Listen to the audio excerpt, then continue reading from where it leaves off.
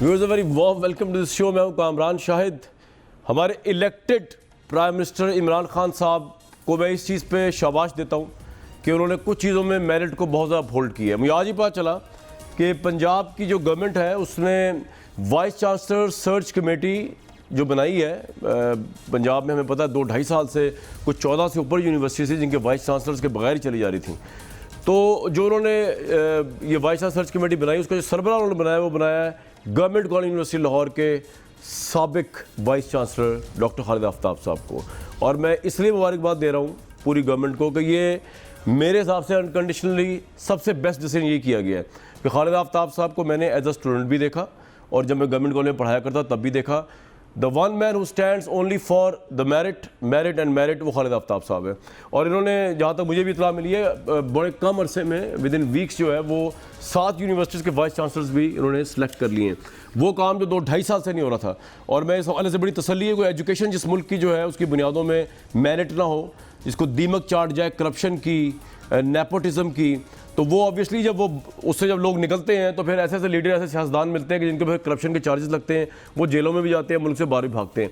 तो ये खालिद आफ्ताब साहब को जो यहाँ लगाया गया है ये बेस्ट डिसीजन है मेरे हिसाब से। इसको अपहोल्ड ही करना चाहिए क्योंकि he is the man who is known only for the merit और वो कॉम्प्रोमाइज़ नहीं करता। जितना ही प्रेशर हो गवर्नमेंट कॉलेज को कि रेनेसांस में भी उनका मैसिव कंट्रीब्यूशन है। दूसरा, व्यूअर्स आपको अहले पाकिस्तान को मुबारकबाद देना चाहूँगा कि हम क्योंकि अब पैसों के इस वक्त मतलासी हैं और पैसा हमें चाहिए इकॉनमी की बूस्ट के लिए, तो आज कतर ने पाकिस्तान में $3 अरब की सरमायाकारी करने का ऐलान कर दिया। अहले पाकिस्तान को बहुत मुबारक हो। कतर की सरकारी न्यूज़ एजेंसी के मुताबिक ये पाकिस्तान में बराह रास्त सरमायाकारी और डिपॉजिट्स की सूरत में $3 अरब की सरमायाकारी है और इसके बाद कतर और पाकिस्तान की टोटल सरमायाकारी जो है वो $9 अरब तक पहुँच जाएगी। तो इसमें सबसे मेरे पर्सपेक्टिव से पॉइंट ये भी पॉइंट है कि चलें, प्राइम मिनिस्टर इमरान खान की ये तो बात है ना, उनकी ये कंट्रीब्यूशन तो है कि उन पर करप्शन के चार्जेस नहीं है, उनकी क्रेडिबिलिटी है, इंटरनेशनल मार्केट में इंटरनेशनल वर्ल्ड जो है उन पर ट्रस्ट करती है, इतने पैसे निछावर कर रही है। यानी ये तो IMF के कर्जे से भी ज़्यादा है जो कतर ने पाकिस्तान में ट्रस्ट किया है। और ये सिर्फ पाकिस्तान पर ट्रस्ट नहीं है, मेरी पर्सनल राय ये इमरान खान साहब की ऑनेस्टी और इंटेग्रिटी पे भी ट्रस्ट है। तो ये एक पाकिस्तान के लिए अच्छी चीज़ है। लेकिन सवाल इस $9 अरब या $3 अरब के उससे आम बंदे के लिए पेट्रोल से लेके, डॉलर से लेके, दाल से लेके आगे तक उसको क्या फ़र्क पड़ेगा, ये सबसे अहम सवाल है। इमरान खान साहब तो ठीक है, उन पर ट्रस्ट है पूरी दुनिया को, लेकिन पाकिस्तान की अवाम का क्या होगा, ये असल पॉइंट है। आपको लेके जा रहा हूँ एक ऐसे मौजू की तरफ जो मौजू डेमोक्रेसीज़ में आपने नहीं देखा होगा। मतलब पाकिस्तान के पार्लियामान में आजकल जो बहस हो रही है वो क्या हो रही है कि prime minister Pakistan who is obviously elected prime minister, वो इलेक्टेड नहीं सिलेक्टेड है। और कौमी असेंबली के अंदर 12 दफ़ा इस बात का यादा किया जाता है कि वो सिलेक्टेड है। ये जो बीज था इनको सिलेक्टेड कहने का प्राइम मिनिस्टर को, ये डाला किसने? वो है पाकिस्तान पीपल्स पार्टी के चेयरमैन बिलावल भुट्टो जरदारी। और इमरान खान साहब सादगी में डेस्क बजा गए जब बिलावल भुट्टो को सिलेक्टेड प्राइम मिनिस्टर की मुबारकबादी। पहले तो वो देखते हैं, फिर मैं आता हूँ कि पाकिस्तान में पूरा काम रुका हुआ है लेजिस्लेशन का, अवाम का कोई काम नहीं हो रहा कौमी असेंबली के अंदर। इस बात में बहस हो रही है कि स्पीकर कह रहा है कि सिलेक्टेड का लफ्ज़ यूज़ नहीं करना और अपोजिशन एडमेंट है कि हमने सिलेक्टेड ही यूज़ करना है प्राइम मिनिस्टर के लिए। बिलावल भुट्टो जरदारी साहब ने क्या कहा पहली दफ़ा ये शोशा छोड़ा, वो देखते हैं। Finally, Mr. Speaker, I'd like to thank and congratulate the Prime Minister select, Prime Minister select, Prime Minister select, and wish him good luck.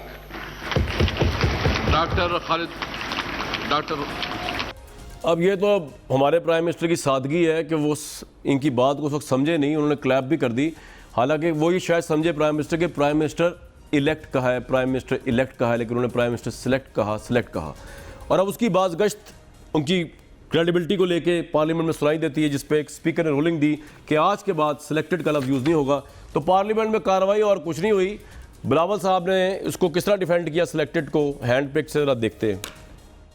The Prime Minister cannot even tolerate the slightest bit of opposition. He's just our ruler, not Pakistan's leader. नया पाकिस्तान में Mr. Speaker कोई आज़ादी ही नहीं है। Selected is the English word for chosen. इसमें ना कोई गैर पार्लिमानी लफ्ज़ है। वज़ीर आज़म की ईगो की वजह से आपने मेरा लफ्ज़ नेशनल असेंबली में बैन तो कर दिया, लेकिन ये तारीखी सेंसरशिप है। A censored Pakistan is not the solution. Azad Pakistan is the solution. How this government is completely surrendered before the IMF. जब से खान आया है हमारा मईशत बद से बदतर हो रहा है। गरीब के लिए टैक्सेस का तूफान और उन चोर डाकू लुटेरों के लिए एमनेस्टी स्कीम होता है। अवाम दुश्मन बजट वापस लो, नया पाकिस्तान वापस लो। हमारे पार्टी के दोस्तों के बेनामी अकाउंट्स हो तो वो हराम है, लेकिन अगर पीटीआई के अमीर तरीन दोस्तों के बेनामी अकाउंट्स है तो वो हलाल है। आखिर तरीके इंसाफ के इन हुकूमत में थोड़ा सा इंसाफ तो होना चाहिए। नायब गर्दी और मीशत साथ साथ नहीं चल सकते हैं। आपको इंसाफ करना पड़ेगा,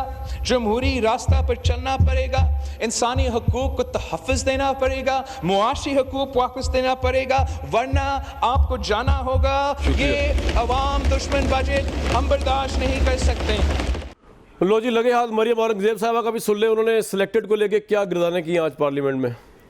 ये तीसरा बजट नहीं, ये मौजूदा नालायक और नाअहल हुकूमत की थर्ड क्लास परफॉर्मेंस है। टीवी स्टार वजीर आजम ने पिछले 10 दिन में 2 खिताब किए। एक खिताब पर वो कंटेनर पर चढ़े हुए थे और उसका निशाना ये ऑपोजिशन थी। दूसरे खिताब पर वो कंटेनर से उतरे नहीं और उसका निशाना इस मुल्क का सरमायादार और ताजिर था। एक नाअहल, नालायक, नातजर्बेकार और नाकाम हुकूमत का इससे बड़ा क्या सबूत हो सकता है कि मुल्क का वजीर आजम धमकियों पर उतर आया है। आज पूरा पाकिस्तान सुलग रहा है। मैं वजीर आजम हाउस की गाड़ियों को, भैंसों को बेचकर इस मुल्क का खजाना भरूंगा। ये ख्वाब बेचने वाला आज महज ऊबर कंपनी का ड्राइवर बन चुका है और हर राइड पर 5 स्टार मांगता है। कहा गया था इतनी नौकरियां मिलेंगी, इतनी नौकरियां मिलेंगी, बरतानिया और अमेरिका के लोग आके पाकिस्तान नौकरियां करेंगे। कराची में बैठे हुए को इस्लामाबाद की नौकरी मिली, IMF को नौकरी मिली, हारे हुए उम्मीदवारों को नौकरी मिली, बनी गाला के हल्का यारा को नौकरी मिली। टैक्स दर टैक्स दर टैक्स दर टैक्स। IMF में गिरवी पाकिस्तान। शेयर के लिए इजाजत मांगी, वो भी आपको मिला। खान आया था जनाब स्पीकर। ये हुकूमत जब अगस्त 2018 में सिलेक्ट होकर आई तो वजीर आजम ने कौम से खिताब किया। आपको मैंने कल भी गुजारिश की थी कि तमाम यहाँ पे जितने भी ईवान में आए हैं वो सारे मुंतखब होके आए हैं। ये हुकूमत जब अगस्त 2018 को हैंड पिक्ड होकर आई जनाब स्पीकर, तो कौम के वजीर आजम ने खिताब किया।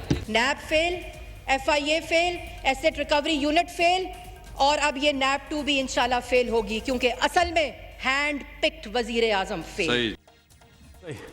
वैसे बाकी बातें सारी एक तरफ, स्पीकर जो हमारे डिप्टी स्पीकर हैं उनको शायद ये पता ही नहीं है कि हैंड पिक्ड जो है वो सिलेक्टेड से भी ज़्यादा वर्स वर्ड है। तो उन्होंने शायद समझा कि हैंड पिक्ड कुछ और कहा, उन्होंने दोनों का सही है। तो हैंड पिक्ड भी स्पीकर साहब, खुदा का वास्ता अगर आपने पाबंदी लगानी है प्राइम मिनिस्टर की खातिर सिलेक्टेड कहने पे, तो हैंड पिक्ड पे सबसे पहले लगाए। वो तो बहुत ही खतरनाक लफ्ज़ है। बहरहाल जी, ये था। फैसल वाडा साहब वफाकी वज़ीर आबी वसाइल हमारे साथ मौजूद हैं। डॉक्टर तारिक फजल चौधरी साहब की इस ज़माने में वज़ीर हुआ करते थे, वो भी हमारे साथ मौजूद हैं। आजिज़ धामरा साहब तर्जमान पाकिस्तान पीपल्स पार्टी सिंध, वो हमारे साथ मौजूद हैं। फैसल भाई, ये सिलेक्टेड को लेकर आप लोगों ने इतना इसको इशू क्यों बना लिया? आप भी तो देखे नहीं को लुटेरा चोर, जरदारी लुटेरा, नवाज शरीफ चोर, नवाज शरीफ पता डाकू रानी, क्या क्या लफ्ज़ आप नहीं कहते। तो आपको सिलेक्टेड कह दिया तो आप उस पर माइंड कर रहे हैं। आप तो इलेक्टेड है, हमें पता है, तो आप माइंड ना करें। बहुत शुक्रिया कामरान साहब। देखिए, ये तो हमने तो स्पीकर साहब का प्रोगेटिव है, उन्होंने क्यों कहा है क्या नहीं कहा, हमें तो इस पर कोई इतराज़ नहीं, क्योंकि रिजेक्टेड लोग अगर सिलेक्टेड का वो यूज़ करते हैं तो प्रॉब्लम नहीं है। नंबर 1। नंबर 2 ये कि जो आपने बात की कि चीज़ें हो रही है, देखिए हमने तो जरदारी साहब को ना अपने एतवार में 2 दफ़ा जेलों में डाला नवाज शरीफ साहब की तरह, ना उनकी ज़िंदगी 11 साल लिए, ना उनको चोर का लक़ब नवाज शरीफ साहब उनके जो आज भाई हैं उनकी पार्टी ने उनको दिया। पेट फाड़ के घसीटने का काम उन्होंने किया। तो नवाज शरीफ साहब की बातें आप मुझ पे या मेरी पार्टी पे क्यों डाल रहे हैं? ये तो आज हम प्यारा हम निवाला जो बैठे हुए उनसे आप पूछें कि वो गलाजत और वो घटिया बातें करने के बाद अगर वो साथ बैठ सकते हैं तो फिर तो हम तो साफ़ सुथरी पार्टी है और साफ़ सुथरी पार्टी पहली दफ़ा हुकूमत में आई है और हमारे से और जो किस केस में जरदारी साहब अंदर हैं वो केस भी हमने नहीं। लेकिन फैसल भाई, आपको लगता नहीं कि सिलेक्टेड का लफ्ज़ हाईलाइट करके स्पीकर ने बिला वजह छेड़ बना दी आपकी गवर्नमेंट की? अब उन्होंने आज हैंड पिक यूज़ कर लिया है, अब वो कह रहे हैं हम आज़ादी के खिलाफ हो गए, इज़हार राय की आज़ादी के। तो ये कोई ज़रूरी था? कोई जो कहता रहे, इससे क्या फ़र्क पड़ता है? प्राइम मिनिस्टर इलेक्टेड है, हम जानते हैं, सारी दुनिया जानती है। देखिए जी, बिल्कुल आपकी बात ठीक है। बजाय हमारी आपकी और हमारी टेक्नोलॉजी में वो इलेक्टेड है और अल्लाह ताला ने उनको जीत दी है। पूरी दुनिया इलेक्टेड मानती है उन्हें। मेरे अपने हिसाब से भी मुझे कोई प्रॉब्लम नहीं है अगर वो सिलेक्टेड कहें, क्योंकि रिजेक्टेड लोग अगर ये बात कर रहे हैं, वो सिलेक्टेड कहें, वो किसी और नाम से पुकारे, उस समय तो कोई फर्क पड़ता ही नहीं है। ठीक ये है। पुकारते रहे, अब तो इन्होंने सिर्फ चीखो पुकार ही करनी है और इनकी चीखें भी निकलनी है। तो हमारा तो काम जहाँ तक है वो हम कर रहे हैं और हम बड़े ज़बरदस्त तरीके से कर रहे हैं। और इनको ये बता दें कि देखिए जी, सेलेक्टेड हो रिजेक्टेड हो, गालियाँ भी दी हैं इन्होंने असेंबली के अंदर, ख़वातीन को मारा भी है पकड़ के, हमें कोई फ़र्क नहीं पड़ता। ना हमें औरतों पे हाथ उठाना आता है, ना औरतों के लिए बात करनी आती है, क्योंकि हमें सारे हकाइक पता है। ठीक है। हमें हर वो चीज़ पता है जिससे कई लीडरों के बाप जो हैं वो खुदकुशी कर जाएं, लेकिन हम वो खलासत नहीं लाना चाहते मुल्क के अंदर। आपको याद होगा बीबी शहीद के लिए इसी नवाज शरीफ साहब की हुकूमत ने किस नाम से पुकारा था उनको असेंबली में, उनकी वालदा के लिए क्या ब्रोशर्स गिराए थे हेलीकॉप्टर से। हम वो घटिया काम नहीं कर सकते, ना करना चाहते, लेकिन बाद में उनकी शहादत में मौत में रोए भी थे। सच बताएंगे तो फिर बड़ी तकलीफ होगी। अच्छा, दूसरा क्रिटिसिज्म का पहलू फैसल भाई, ये कतर का 3 अरब आ जाए लेकिन आवाम की अगर जिंदगी चेंज ना हो, उसका क्या फ़ायदा। बिलावल साहब और मरियम औरंगजेब, मरियम नवाज को आप सुन रहे हैं, एक नालायक तरीन आप लोगों का बजट है जिसमें इंसान मौत के और करीब हो गया, गरीब आदमी।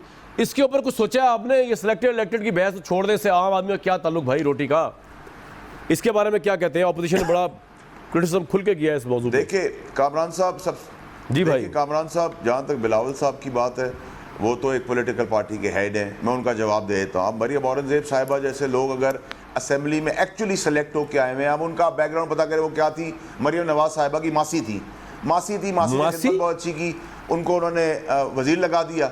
आप बैकग्राउंड चेक करें ना सर, आप बैकग्राउंड चेक करें, बैकग्राउंड चेक करके बात करें। हम तो होमवर्क करके आते हैं। हमने ये बात तारिक फजल यार, ये मासी वाली बात तो भी आज ही बात चली कि मरियम औरंगजेब साहिबा मासी थी मरियम नवाज शरीफ साहिबा की, तो मुझे आज इंकशाफ ही किया आपने। वैसे और क्या आपको नहीं मुझे नहीं पता सर, मेरी काम इल्मी नहीं, मुझे नहीं पता। मैं इतना बड़ा जर्नलिस्ट नहीं कि मैं चल जाए पता वो मासी थी। अच्छा, अभी पूछते हैं अभी तारिक भाई से जी।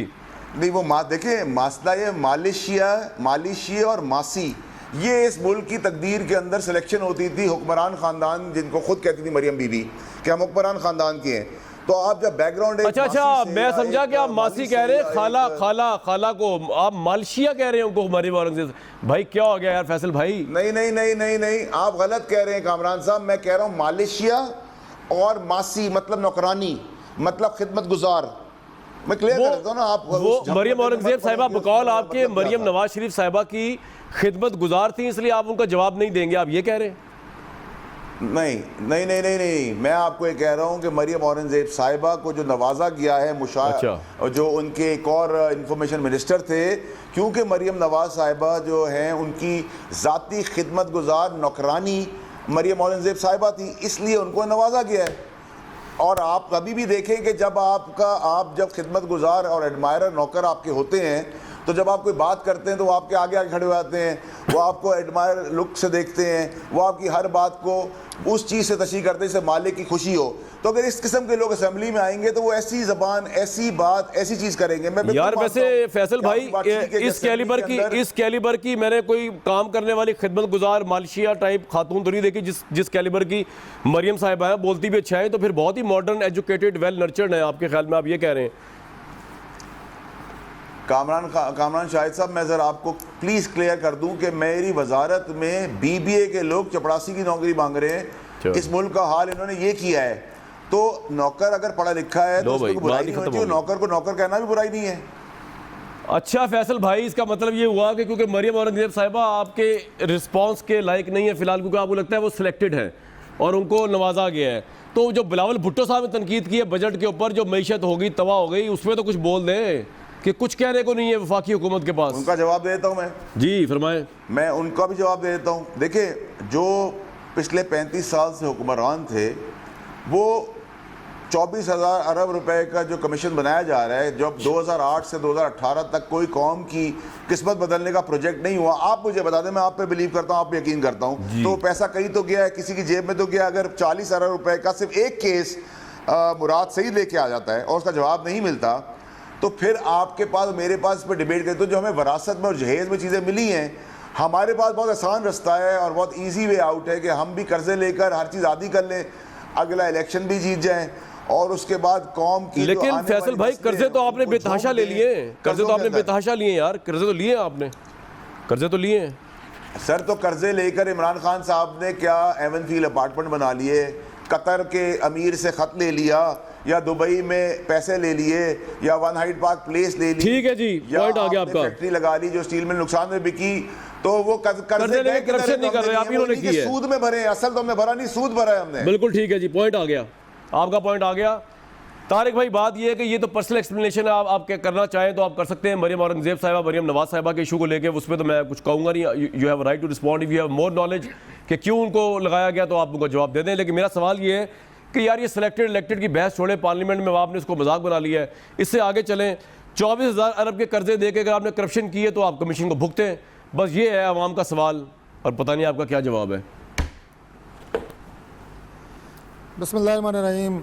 कमरान साहब, सबसे पहली बात तो ये है कि फैसल वाडा साहब जब बात कर रहे थे तो मैंने उन्हें एक वजह से नहीं रोका, ना टोका उन्हें। मैंने कहा ये अपनी बात जो है मुकम्मल करें, इसलिए कि जो देखने वाले नाजरीन हैं वो देख सकें कि ये हुकूमत, उसका एक वफाकी वज़ीर किस तरह की, किस लेवल की, किस सतह की गुफ्तगू कर रहा है।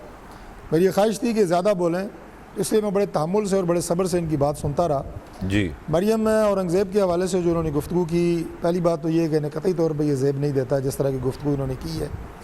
जहाँ तक हकीकत का ताल्लुक है, मुख्तसर में अर्ज़ कर देता हूँ कि मरियम औरंगज़ेब के जो दादा थे वो मेंबर लेजिस्लेटिव असम्बली जो होते हैं, जो MLAs होते थे, यानी हमारी जो कानून साज असम्बली थी वो रहे हैं। पहली उनकी वालदा जो हैं हमारी वुमेन विंग की बड़ी सीनियर अहदेदार रही हैं पंजाब की, और उनकी जो खाला हैं वो हमारे पंजाब की प्रेसिडेंट रही हैं, वो सेनेटर हैं। उनकी वालदा जो हैं वो MNA हैं, ये गालबन उनकी तीसरी टर्म है, और ख़ुद वो दूसरी दफ़ा MNA बनी है। तो किसी पॉलिटिकल वर्कर को जिसका एक पूरे ख़ानदान का एक हिस्ट्री हो पॉलिटिक्स की, जो मैंने कहा कि उनके दादा से शुरू हुई है, जो मेंबर लेजिस्लेटिव असम्बली हैं, उनको इस तरह की गुफ्तगू वफाकी वज़ीर कर रहा है। मैं क्या अर्ज़ कर सकता हूँ कि किस तरह के अखलाकियात के ये मयार सेट कर रहे हैं।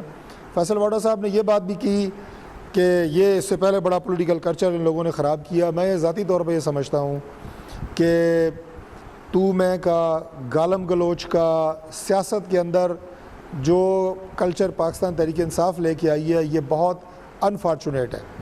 इससे पहले आपस में इलेक्शन भी लड़ती रही सियासी जमातें, लेकिन सियासी जलसों के दौरान, पॉलिटिकल मूवमेंट के दौरान गालियां देना, गाड़ियों पे पत्थर फेंकने, जलसों के ऊपर इस तरह की बातें करनी, ये कल्चर पाकिस्तान तहरीक इंसाफ लेके आई है।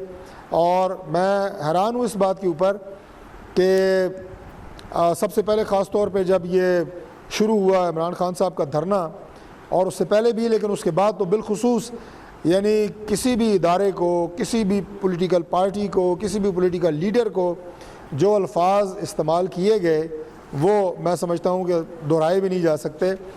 अगर आप इस तरह की इल्ज़ाम तराशियाँ करेंगे तो मैं आपको सिर्फ इतना अर्ज़ करूँगा कि जो बनी गाला के जो लोग, जो इमरान खान साहब के दाएँ और बाएँ थे, जो सर्विसेज वो वहाँ पे प्रोवाइड करते रहे हैं, और उनके नतीजे में जिस तरह उन्हें नवाजा गया है, ऐसा किसी भी सियासी जमात में नहीं हुआ। सियासी जमातों की एक कल्चर होता है, जी मैं कहता हूँ जी, सियासी जमातों का एक कल्चर होता है, बल्कि पूरा मैं कहूँगा कि पॉलिटिकल एनवायरनमेंट का एक माहौल होता है, उसे परागंदा नहीं करना चाहिए। आप बड़ी सख्त से सख्त बात बड़े नरम और बड़े महज़ब अल्फाज में कर सकते हैं, और ऐसा ही करना चाहिए। सियासत नज़रियात से इख्तलाफ का काम होता है, ये गुज़ातियात का काम। अच्छा, अभी जो 24,000 अरब कर्जे लेकर आप लोगों ने एवनफील्ड के अपार्टमेंट खरीदे, उसका हिसाब का टाइम आ गया है तारिक भाई, उसके लिए तैयारी पकड़ लें अब आप ज़रा। मैं तो बस आपको मतलब ही कर सकता हूँ PTI की तरफ से। देखें, जो एवनफील्ड के बारे में बहुत सारी बातें हो चुकी हैं। 90s की दिहाई में ये अपार्टमेंट्स लिए गए। मैं ज़ाती तौर पर यह बात भी समझता हूँ कि मियां नवाज शरीफ साहब के जिन लोगों ने ये मुकदमात लड़े, मैं हालांकि वकील नहीं हूँ, लेकिन मुझे ये पता है कामरान साहब, और आप भी इस बात को अच्छे तरीके से जानते हैं कि जो प्रॉपर्टी कामरान शाहिद को अपने वालिद से विरसे में मिली है, उसके बारे में कोई नहीं पूछ सकता। मेरे पास जो प्रॉपर्टी इनहेरिटेड है, जो मुझे मेरे वालिद से मिली है विरसे में, उसके बारे में चले वो तो आप सही कह रहे हैं। 24,000 अरब जो है कर्जा जो है उसके तो आप जवाब दे होंगे ना तारिक भाई, लेकिन वो वालिद साहब के दौर की प्रॉपर्टी, उनकी मैं बात ही नहीं करता, वो केस अब डेड हो चुका है, वो इज इन द प्रिजन। जी, 24,000 अरब के कर्जों का हिसाब तो आप देंगे ना। बाकी जहाँ तक ताल्लुक है जी कर्जों का, जी बाकी जहाँ तक कर्जों का ताल्लुक है, मुझे ये समझ नहीं आई। मैं आपके प्रोग्राम में एक नहीं मुतअद्दिद दफ़ा ये बात कह चुका हूँ कि हम इस बात के हामी हैं, मैं अपोजिशन की बात कर रहा हूँ कि जो भी पाकिस्तान का कौमी ख़जाने का 1 रुपया भी किसी ने लूटा है, खुर्द बुर्द किया है, हर सूरत में रिकवर होना चाहिए। ठीक है। अभी ये आपके अकाउंट आप प्रोग्राम में बड़ी दफ़ा हर प्रोग्राम में चलता रहा, कुल्फ़ी वाला, फलूदा वाला, रबड़ी वाला, दूध वाला।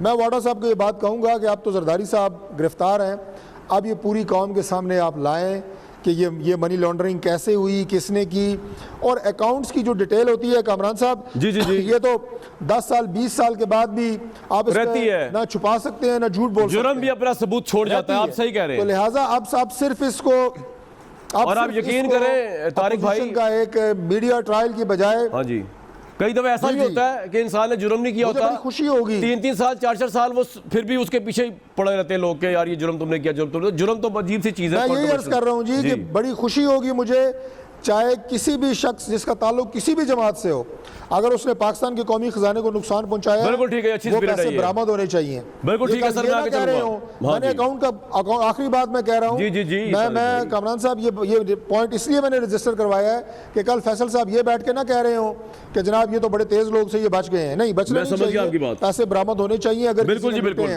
छोड़ेंगे नहीं जी, कर्जे की बात है हम भी नहीं छोड़ेंगे, इसका जरूर ट्रायल होना चाहिए। बिल्कुल ठीक है तारिक भाई, ये नहीं पता दोबारा आना है मुशर्रफ दौर का ट्रायल करते हुए, नहीं मुशर्रफ साहब की बात किया करें, मेरी बात हमारे दौर का भी करें, इस पार्टी का दौर का करें, अपने दौर का भी इसमें रखें।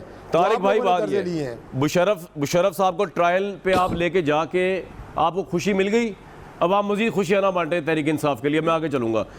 आजिज़ हामरा साहब बहुत वार्म वेलकम, पहली दफ़ा तशरीफ लाए मेरे प्रोग्राम में, बड़ा प्रिविलेज है हमारे लिए, लेकिन थोड़ा सा हमारे प्राइम मिनिस्टर को भी प्रिविलेज दे दें, उनको भी थोड़ी जो अल्लाह ने उनको इज़्ज़त दी है उसको इज़्ज़त को एक्नॉलेज करें, उनको सिलेक्टेड कहना छोड़ के इश्यूज़ के ऊपर आएँ, बजट पे बात करें, मिसाल के इकोनॉमिक्स पे बात करें।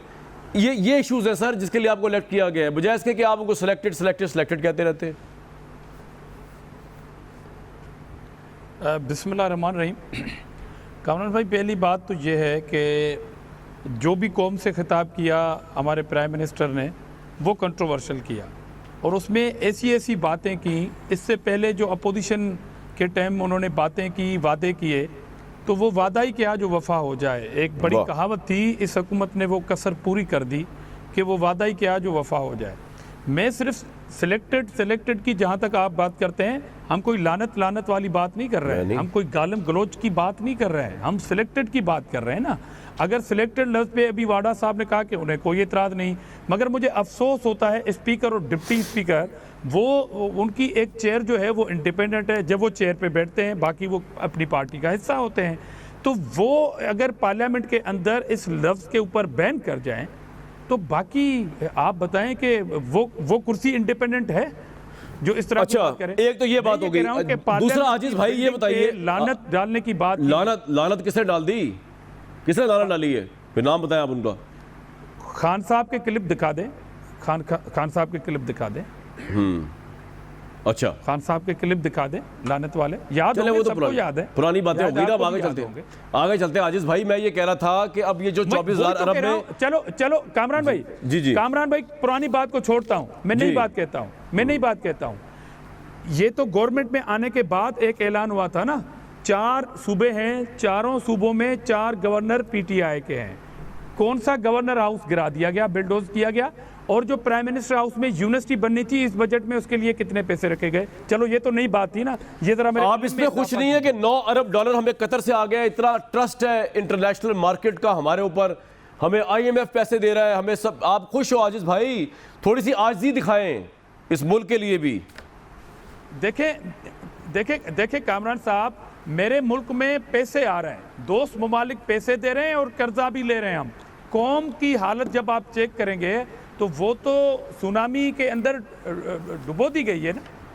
अभी भी आप पेट्रोल बढ़ा रहे हैं, आपके पास पैसा भी है, आप कौन से झूठ बोलना छोड़ दें, मामला ठीक हो जाएंगे। आप और स्मार्ट हो गए थे, आपने अपने कद बुद्ध से ज्यादा बातें करना शुरू कर दी, और जो छलांगे लगा रहे हैं वो लगा नहीं सके। आपको खौफ है कि ये छलांग लगा दी तो मेरी टांग टूट जाएगी। आपने जो अपोजिशन में छलांगे लगाने के दावे किए थे ना, वो भी मुमकिन नहीं है कि आप लगा लें। आजिज़ भाई, अब मसला तो आप लोगों को फंसा हुआ है, वो है जरदारी साहब का, और जहां तक मेरी इतलात है वो अब मुश्किल है कि वो उनकी जान छूटे जब तक ये पैसों का मसला हल नहीं होता।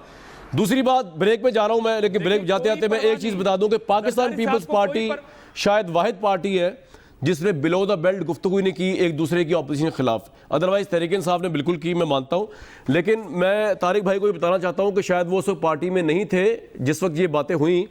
बेनज़ीर साहिबा को जिस तरह इन ह्यूमन लोगों ने तशबीहां दी गई, मैं लफ्ज़ भी यूज़ नहीं कर सकता, जिस तरह उनकी करैक्टर असैसिनेशन की नून लीग ने, नवाज शरीफ साहब ने, उनकी पार्टी ने जलसों में खड़े हो के जिस तरह उनकी वालदा की करैक्टर असैसिनेशन की, तस्वीरों से लेके क्या कुछ नहीं किया गया।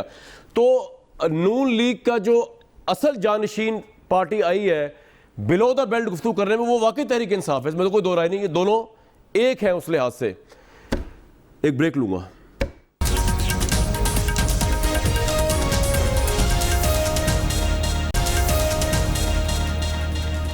Viewers, very warm welcome back to the show. Wada साहब, आपने सुन लिया, देखें दिल जले हुए पीपल्स पार्टी के, नून लीग के भी इस मुल्क की मईशत का जो आप लोगों ने हाल किया है। अभी मैं इससे पहले आपको फैक्ट्स पेपर के सुनाऊं, थोड़ा आपने रिस्पॉन्ड करना है कि थोड़ी ज्यादती कर दी आपने मरियम औरंगजेब साहिबा के मामले में भी। देखें उनका पूरा बैकग्राउंड उन्होंने बताया कि वो पॉलिटिकल बैकग्राउंड से आई हैं। Have you got this? उनकी वालदा, उनके वालिद साहब, दादा से लेकर जी। देखिए कामरान साहब, तारिक फजल चौधरी साहब ने जिस चीज़ के ऊपर ऑब्जेक्ट किया, मैंने कोई गाली तो दी नहीं, ना मैंने बुरा भला कहा, ना जी जिस ज़बान से बीबी को, उनकी वालदा को बुलाया गया, इमरान खान साहब से मुखातबा हमारी ख़वातीन से हुए, उसमें मुशाहिदुल्लाह साहब हैं, साद रफ़ीक साहब की चीज़ें हैं, सब वफाकी वज़ीर थे, मैं उस पर नहीं जाता। मैंने गलत क्या कहा है मुझे बताएं। मैं आज इलेक्ट हुआ हूँ, इलेक्ट होने के बाद मुझे वजारत मिली है, तो मैं क्या हूँ? मैं अवाम का नौकर हूँ। अवाम का नौकर होना या नौकरानी होना कोई बुरी बात थोड़ी है। मैंने अभी आपको एक तस्वीर भेजी है, मुझे आपका फ़र्ज़ बनता है एज एन एंकर, मैंने अभी आपको भेजी है और आपके प्रोड्यूसर को भेजी है, आपका फ़र्ज़ बनता है कि वो आप तस्वीर दिखाएं। और सर छोड़े इसमें कामरान साहब, मसले क्यों लिंक ऑन कर रहे हैं? नहीं, मैंने वो नहीं, मैं ऑफिशियल चीज दिखाना चाहता हूँ आपको, ऑफिशियल तस्वीर मैंने आपके प्रोड्यूसर देखी। आपका फर्ज बनता है कि कौम को आप सच बताएं। ओ भाई, क्या सारा बैकग्राउंड आप कौम को सच बताएं? नहीं कामरान साहब, कतई तौर पे आपको तारिक साहब ये दिखा दिए तस्वीर, क्या मैं अपने आप को कह रहा हूँ, तारिक फजल चौधरी साहब, तारिक फजल चौधरी साहब, मैंने आपको उनके दादे का नाम भी दिखा देता हूँ, दिखा दी भाई, दिखा दी, कर लें तो ये तस्वीर आप देखें, नहीं तस्वीर आप देखिए, इस तस्वीर के अंदर क्या है? इलेक्शन का रिजल्ट, नवाज साहब ऊपर बैठी है, वो नीचे बैठी है, ये मैं आपको बता देता हूं, रिजल्ट देखते हुए मैं मौजूद था, जो पानी लेके आओ, मैं आपको बता देता हूं जनाब, इस तस्वीर का भी सुन लें। जी जी, मैं आपको बता देता हूं, ये तस्वीर उस वक्त की है जब मॉडल टाउन में हम बैठे हैं, हमारा पार्टी जो वहाँ पे सेक्रेटेरिएट है 180H, और ये बेगम कुलसूम नवाज का इलेक्शन हो रहा है, हम उनके रिजल्ट सुन रहे हैं। जी जी, एक कमरे में जहाँ पे जगह तो क्या हो गया यार, अगर नीचे बैठी हुई 10 वहाँ पे स्क्रीनें लगी हुई थी, हम वहाँ पे कोई 100 बंदा बैठ के बेगम कुलसूम नवाज के इलेक्शन का रिजल्ट सुन रहे थे। चौधरी साहब, मैंने आपको मरियम औरंगजेब के दादे का नाम भी सुन रहे, राजा काला खान, उनका सारा बैकग्राउंड देखें, पॉलिटिकल फैमिली से आप जो बात कर रहे हैं इसका ना गुस्सा है ना पैर है। मैंने आपको बताया कि बनी गाला के लोग हैं, आप जरा उनके बारे में तो बताएं, उनकी हिस्ट्री बताएं, चौधरी साहब उनकी जरा हिस्ट्री बताएं, किस बात पे आप कि जो चीज मैंने कही है आप हो रहे हैं, इसकी जो मैंने चीज कही है, मैं तो खुद भी, हम इससे आगे चलते हैं, चले मैं तो खुद कह रहा हूं, चले जी, सारे लोग भाई अवाम के नौकर होना बुरी बात है। आपने मरियम औरंगजेब भी अवाम की नौकर है, अवाम के तो सारे खिदमत गुजार हैं, नौकर हैं यार। फैसल भाई, आपको एक मिनट आला रखा हुआ था, वो एक अलग बहस है तारिक भाई, एक मिनट, लेकिन जाती तौर पे अगर आप बात ये उसका जवाब तो आएगा, और वो बिल्कुल गैर मुनासिब बात है भाई, इस पे बहस ना करें यार। जी भाई, क्या चौधरी साहब, मेरी रिक्वेस्ट है कि कोई ऐसी तस्वीर है आपकी जिसमें आप नवाज शरीफ साहब या शहबाज शरीफ साहब के कदमों में बैठे हुए, तो मैं मान लूंगा आप ठीक कह रहे हैं। और यार लीडर है उनके बैठ में, आपको इसकी तशरीह बता दी है कि ये बेगम कुलसूम नवाज के इलेक्शन के रिजल्ट हम सुन रहे हैं 180H यार, ये जमीन पे तो नहीं बैठी हुई, मुझे नजर नहीं आ रहा है, ज्यादा है, जिसको जहां जगह मिलती है वो बैठ जाता है जमीन पे, बेंच पे। ये कोई ऐसी किसी के घर की तस्वीर नहीं है ये। हाँ जी, ये बेंच पे बैठी हुई, मेरा ख्याल से जमीन पे तो खैर नहीं लग रहा मुझे बैठी हुई है, लेकिन चले बहरहाल एहतरामन बंदे बैठे हैं। और मैं आपको बता रहा हूं कि 180H भाई दिखाएं यार, ऑफिस से जगह दी है, ये रात को 12 साढ़े 12 बजे की तस्वीर है, मैं खुद साहब दिखा दें फुल करके। चले, वो तो फ्रैंक होके बैठी हुई है जमीन पे, तो इसमें क्या है यार? अल्लाह भाई, मेरी बात सुने, अब हटाए यार तस्वीर, समझ आ गई मुझे सारी बात। देखे फैसल भाई, बात ये, अब मैं आपको एक बात बताऊं, सुन ले, अब आप दोनों लोग सुन लें। ये अल्लाह की ज़मीन है, इंसान ने खाली हाथ अलेक्जेंडर की तरह इसी के अंदर चले जाना है, तो अच्छी बात है, ज़मीन पे बैठी हुई है। वो जो अर्श पे बैठे हुए थे वो जेल में पहुंच गए, तो आज का हुक्मरान कल का पता नहीं कहाँ चला जाए भाई। अच्छा, अब मैं इश्यूज पे आता हूँ। मरियम नवाज साहिबा ने क्या कहा, ज़रा वो सुनते हैं, ज़रा इश्यूज मुद्दों पे आ जाए हम तो चले गए तस्वीरों के ऊपर। जी मरियम नवाज शरीफ साहब ने क्या कहा? मियाँ साहब को 3 हार्ट अटैक्स उनको हो चुके हैं। तीसरा हार्ट अटैक उनको अडयाला जेल में हुआ, जिसको ये कम्प्लीटली गवर्नमेंट भी छुपा गई, जेल के हुकाम भी छुपा गए। इतनी बड़ी गफलत बरती जिसमें अगर खुदा न खास्ता कोई नुकसान हो जाता तो उसकी ज़िम्मेदारी किस पे आती है। एक और बाईपास की ज़रूरत है मियाँ साहब को। वो मेजर आर्टरी है जिसमें 90% ब्लॉकेज है अभी भी, क्योंकि स्टेंटिंग उसकी नहीं हो सकती। मुझे कई डॉक्टर्स ने आके ये कहा कि मियाँ साहब का बहुत कॉम्प्लिकेटेड केस है, ये बहुत हाई रिस्क केस है। हाथ जोड़े एक शख्स ने, एक डॉक्टर ने मेरे आगे कि मियाँ साहब को हम हाथ नहीं लगा सकते, ना ये मिसर है और ना इंशाअल्लाह ताला मियाँ साहब को हम मुर्सी बनने देंगे। मिसाके मईशत जो है वो मजाके मईशत है, मेरा ख्याल है। जिस नालायक आज़म ने पाकिस्तान की मईशत को डुबो दिया, जिस बात पे उनका घेराव करना चाहिए, उस शख्स से मिसाक ये नहीं हो सकता। जो मैंडेट चुरा के आता है, आप उसको मिसाक की ऑफ़र नहीं करते, आप उसको इबरत का निशान बनाते हैं। जिस शख्स ने सबसे ज़्यादा कर्ज़े लेने का रिकॉर्ड बनाया वो आज कमीशन बना रहा है। ये जो 10 साल का रिकॉर्ड है कर्ज़े लेने का, उसमें 2019 जो कि नालायक आज़म का पहला फिस्कल ईयर है, ये साल भी उसमें इंक्लूडेड होगा। सवाल उन कर्ज़ों के बारे में होगा जो एक नालायक आज़म की नालायकी और नाअहली की नज़र हो गए। ये कमीशन नहीं है, ये JIT है, और ये किस मकसद के लिए बनाई जा रही है वो आवाम को पता है।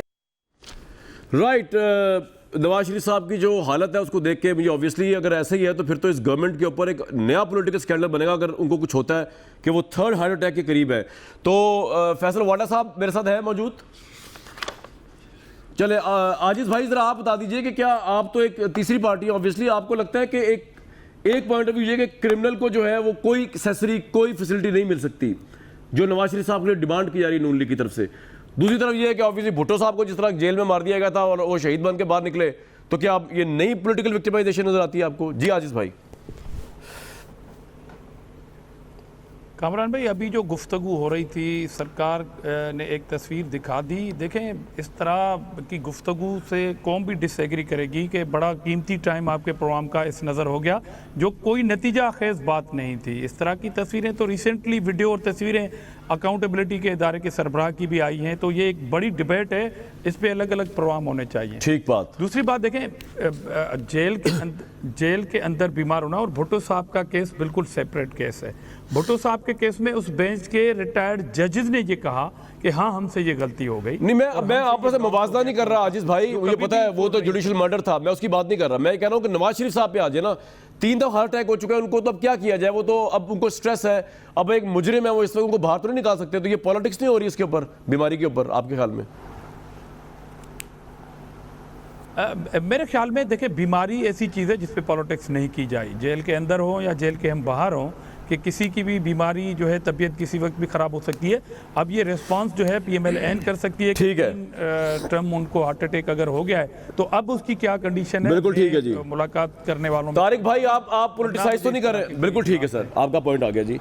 आप पॉलिटिक्स तो नहीं खेल रहे इसके ऊपर? हर मुजरिम जो अंदर गया जी, गुजारिश है जी कि मियां नवाज शरीफ साहब की सेहत के हवाले से जितने भी मेडिकल बोर्ड्स बनाए गए हैं, उसने किसी बोर्ड ने भी मियां नवाज शरीफ साहब को सेहतमंद करार नहीं दिया। उनकी जो हार्ट के ऑपरेशन हो चुके हैं, सर्जरीज हो चुकी हैं, उनकी तमाम तफसीलात उन बोर्ड्स ने अपनी तमाम रिपोर्टों में लिखी हैं। उनके जो गुर्दों की सूरत हाल है, डायबिटीज़ होने की वजह से, हाई ब्लड प्रेशर होने की वजह से, ये तमाम तफसीलात आ चुकी हैं। और इसी वजह से इन तमाम डिटेल्स को देखते हुए सुप्रीम कोर्ट ऑफ पाकिस्तान ने उन्हें 6 हफ्ते के लिए बेल आउट किया था कि आप 6 हफ्ते में अपना तमाम ट्रीटमेंट वगैरह करा लें। लेकिन ये कोई भी मर्ज इनमें ऐसा नहीं है, जो मेडिकल को ज़्यादा जानते हैं वो ज़्यादा इस बात को समझेंगे। आप तो डॉक्टर हैं, इसकी कोई ट्रीटमेंट मुमकिन हो कि आपने 100% इसका इलाज करवा लिया, ठीक है जी, बिल्कुल ऑन गोइंग ये बीमारियां हैं, ऑन गोइंग इनकी ट्रीटमेंट होती है। लिहाजा ये कह देना जनाब के 6 हफ्ते में इसका इलाज मुकम्मल हो गया, मरीज़ सेहतमंद हो जाएगा, सेहतमंद मरीज़ नहीं हो सकता, कभी भी नहीं हो सकता। उसकी जब तक ज़िंदगी है उसकी ये बीमारियां रहेंगी। तो सर अब उनको निकाला भी नहीं जा सकता ना बाहर, क्या करें यार तारिक भाई, तो सारे मुजरिम बाहर आ जाएंगे। गवर्नमेंट की जरूरत है। चले मैं बात करने की कोशिश करता हूँ फैसल साहब से। फैसल भाई, मरियम नवाज साहिबा ने कहा 3 हार्ट अटैक। मैं आपको अर्ज करूं कि मेडिकल ग्राउंड्स के ऊपर मेडिकल ग्राउंड्स के ऊपर तो कोर्ट देगी ना, वो तो कोर्ट देगी, बेल लेती हैं। तो इसमें आप कोई ऐसी गवर्नमेंट बड़ी को बात ब्लेम नहीं कर रहे हैं, मैं ये पूछ रहा हूँ, ये तो नहीं है कि कोर्ट सारे देगी मुल्जिम ना। जो है वो सारे के सारे तारिक बीमार भाई, हैं, जो इमरान जिनकी खान ऐसी ने तो नहीं हालत देनी ना, होती है, वो तो कोर्ट बेल देगी ना, देती है। वो तो कोर्ट देगी। इमरान खान शिकवा क्यों कर रहे हैं आप? कोर्ट देगी। नहीं, जाहिर है अदालतें ही देंगी, और हम भी अपना मुकदमा बार-बार फैसल भाई थोड़ी चलो ठीक है, फैसल साहब मैं अभी लेके गए हैं, सुप्रीम बिल्कुल कोर्ट ठीक में लेके गए हैं। फैसल भाई, अभी मैं सुनवाया मरीम नवाज साहबा का शिकवा 3 हार्ट अटैक नवाज शरीफ साहब को हो चुके हैं। डॉक्टर साहब बता रहे हैं गुर्दों की तकलीफ उनको है, डायबिटीज़ उनको है, हार्ट अटैक का अंदेशा उनको है, डॉक्टरों को हाथ नहीं लगा रहे। तो यार आप भी कुछ करें, आप कुछ उनको फैसिलिटीज़ प्रोवाइड करें, वरना आप चाहते हैं कि एक पॉलिटिकल मार्टर बन जाए वहाँ नवाज शरीफ की सूरत में, और आप लोगों को डिस्ट्रॉय कर दें फिर बाद में शहीद बन के। देखिए कामरान साहब, डिस्ट्रॉय करना ना करना है तो अल्लाह के हाथ में, बंदे के हाथ में होता तो शायद ये हो सकता था, लेकिन ये अल्लाह के हाथ में। नंबर 1। नंबर 2 ये कि देखें, अगर मैं आपसे एक बात करूं लीगल टर्म्स में, तो ये कोर्ट का प्रोगेटिव है। हम कोर्ट को जस्टिस कयूम की प्रेसिडेंट दे सकते हैं परमिशन, वैसे प्रेसिडेंट दे सकता है सर, आपके प्रेसिडेंट है। सुने ना सर, एक मिनट कामरान शाहिद साहब, तो मैंने कहा बता दूं साथ-साथ पाकिस्तान की जितनी जेलों में मुजरिम बैठे हुए हैं उन सबको आज़ाद कर देते हैं, कोई ना कोई तकलीफ है। ये कैसे हो सकता है कि एक अमीर आदमी, एक पॉलिटिकल आदमी को आप दे, मैं एग्जाम्पलरी वे में बात कर रहा हूँ, उसको तो दे दें हम, या प्रेसिडेंट उसको पार्डन कर दे, तो फिर जो कई हज़ार लाख आदमी जेलों में उनको भी आज़ाद करें।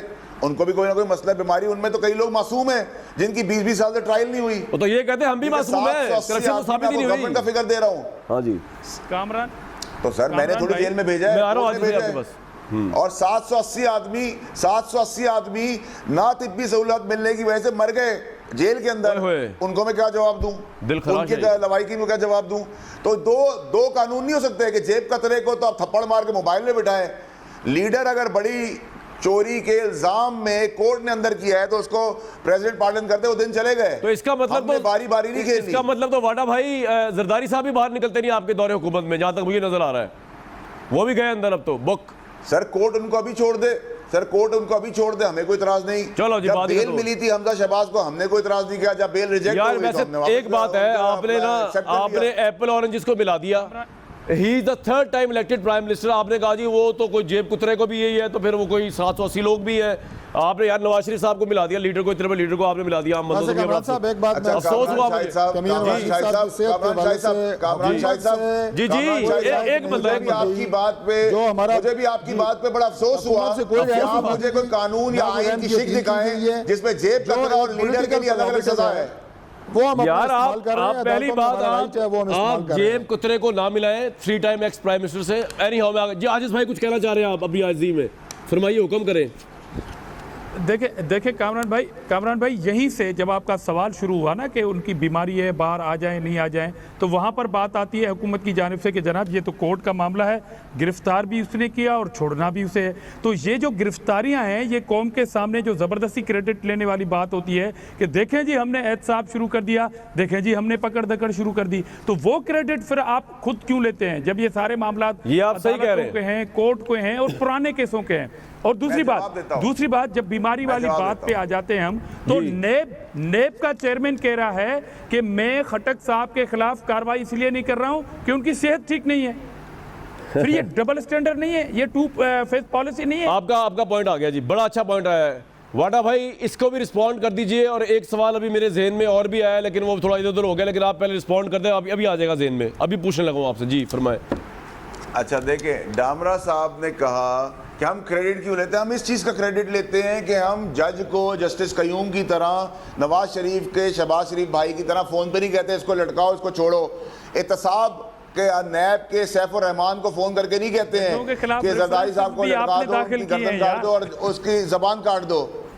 नंबर 1 सुने ना रामरा साहब, तसल्ली सुने ना, हमने नहीं किया ये काम कि आप सैफुर रहमान फोन करें और कहे कि जरदारी साहब की जबान और गर्दन काटो। भूले ना डामरा साहब, सवाल आ गया जेहन में, अपने इदारों को आजाद कर दिया। अच्छा मेरा सवाल जो है, जो अवाम के, फैसल भाई छोड़ दें इन चीजों को, मैं सवाल मेरा आपसे, मगर आपके बीमार खटक को गिरफ्तार क्यों नहीं किया जा रहा? वो तो खुद नेब चेयरमैन कह रहे हैं वाडा साहब। बीमार खटक, वो तो बड़े सेहतमंद है भाई माशाल्लाह, फिट तो मिनिस्टर ही कोई नहीं है। आप उनकी वेस्ट लाइन तो चेक करें, वो तो एथलीट है माशाल्लाह, अल्लाह उनको सेहत दे। बात की है, मैं तो नहीं मानता। बहरहाल मैं उस पर आगे जाऊंगा। फैसल भाई असल सवाल आपसे ये बनता है, छोड़ें बाकी चीज़ों को, ये जो आप गिरफ्तारियां हो रही है नैब की, या जो आप लोग पकड़ना चाह रहे हैं, जो आप लोग उसका फ़ायदा क्या कौम को? जरदारी साहब से एक ढेला आप निकलवा सकते हैं और ना निकलवाया आपने अब तक। नवाज शरीफ साहब से एक ढेला नहीं निकलवाया, जितने आपने अरबों रुपए केस में बनाए हुए, तो पैसे तो निकले नहीं मनी लॉन्ड्रर से जो आप लोगों ने बनाए, तो फायदा क्या कौम का? इनको जेल में रख के क्या फायदा है? आपको तस्कीन मिल रही है बस ईगो को। कामरान भाई, सवाल ये है कि ये पकड़ दकड़ किसने शुरू की है, हुक्मरानों ने या नैब कर रही है या अदालतें कर रही हैं? ये तो खैर नहीं मानेंगे, कहेंगे नैब कर रही है, लेकिन मैंने कहा पैसों का पूछ लूं जरा आजीज भाई, पैसा तो वापस आए ताकि हमारा भी कुछ हो। जी फैसल भाई फरमाएं। आप ये कह रहे हैं कामरान शाहिद साहब के पैसे नहीं मिल रहे तो जिसकी सजा बनती है और कोर्ट उसको सजा देती है। मैं ये नहीं कह रहा, मैं कह रहा हूं पैसे तो निकलवाएं। मैं ये नहीं कह रहा आपसे, मैं ये नहीं कह रहा। यू मिसअंडरस्टूड मी। जिस आदमी ने किसी का कत्ल किया है उस सर जिसका कत्ल जिसने किया है वो आदमी कातिल जो है उसको इसलिए छोड़ दें कि जिसका कत्ल किया वो तो वापस आ नहीं सकता, तो वापस आ नहीं सकता तो सजा देने की भी जरूरत नहीं है, फिर उसको आजाद कर दें। तारिक भाई मैंने बड़ी कोशिश की, पैसा भी मिलेगा, आहिस्ता आहिस्ता सब कुछ मिलेगा। तारिक भाई योर रिस्पॉन्स। देखिए जी, मैंने इससे पहले आपसे बात की है कि अब गवर्नमेंट जो है ये अब इससे भागे नहीं। अच्छा, अब गवर्नमेंट साबित करे कि वाकई करप्शन हुई है। बिल्कुल ठीक है, और आपसे मैं डिटेल से जवाब लूंगा इसमें, लेकिन मुझे बार बार कहा जा रहा है break break break.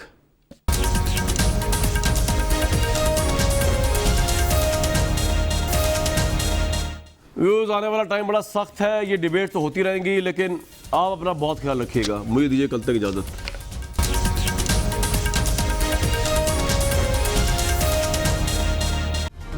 Hi, it's Sayyeda Shinaz here. Thank you for watching Dunia News. For more videos and updates, don't forget to click the subscribe button. Keep watching Dunia News.